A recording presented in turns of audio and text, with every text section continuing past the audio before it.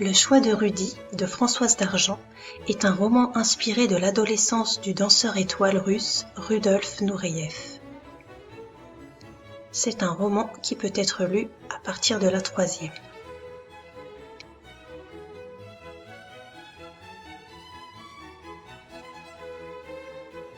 L'histoire se déroule en URSS en 1951. La seule passion de Rudy, c'est la danse. Vu son talent, une ancienne danseuse étoile accepte en secret de lui donner des cours gratuitement.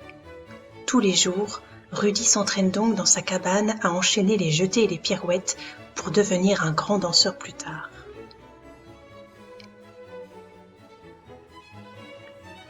À la fin du cours, j'étais en nage, mais heureux. J'avais oublié ma figure abîmée et mon ventre vide, le froid dehors et la ville sale. La danse avait tout balayé, je revivais. Rudy manque souvent l'école et il se prend régulièrement des raclées par son père, car celui-ci est radicalement opposé au projet de son fils. La danse, c'est pour les tapettes. L'Union soviétique a besoin de gens qui pensent, pas de gens qui dansent. Et il envisage plutôt pour Rudy le métier d'ingénieur ou de médecin. De toute façon, la famille est trop pauvre pour lui payer un billet de train pour Leningrad, que ce soit pour participer au concours de danse folklorique ou intégrer le ballet du Kirov. Or, pour devenir danseur, Rudy devra bien un jour quitter Oufa, le trou du cul du monde soviétique.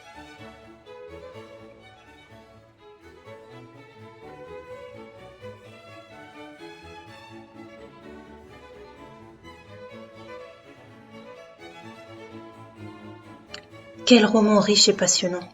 On y partage la passion de Rudolf Nureyev pour la danse, bien sûr, mais on découvre surtout les terribles conditions de vie des soviétiques, étouffés par le communisme stalinien, ce petit père qui a fait de notre pays une grande puissance, mais qui décidait de tout.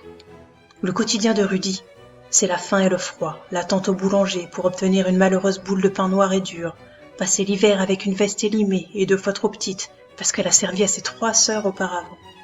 Mais le communisme, c'est surtout ne rien pouvoir faire sans avoir toute l'armée rouge sur le dos. Toute forme de liberté est proscrite, jusqu'au choix des lectures et des écoutes musicales.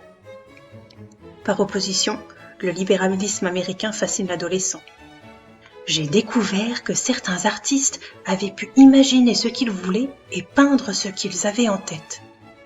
Rudy est bien déterminé à devenir un artiste lui aussi.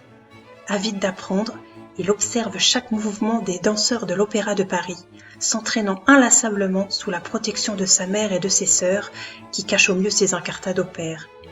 Car le jeune garçon a l'esprit frondeur, il refuse de rentrer dans le rang comme un bon soviétique, de se soumettre à la politique du pays qui le place dans un carcan comme s'il était une possession de l'Union soviétique.